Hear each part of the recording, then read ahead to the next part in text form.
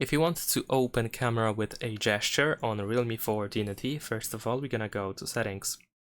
Over here in the settings, we're gonna scroll down to go to accessibility and convenience.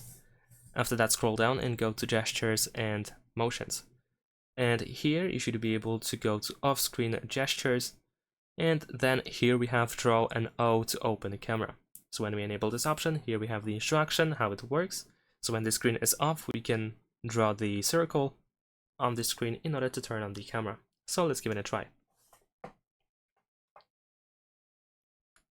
Let's see if it works. Maybe it doesn't work on AOD, so let's wait for the screen to turn off. There we go. And I think it was activated. Yeah, there we go, finally. So this might not work on always on display, so you might want for the always on display to disappear.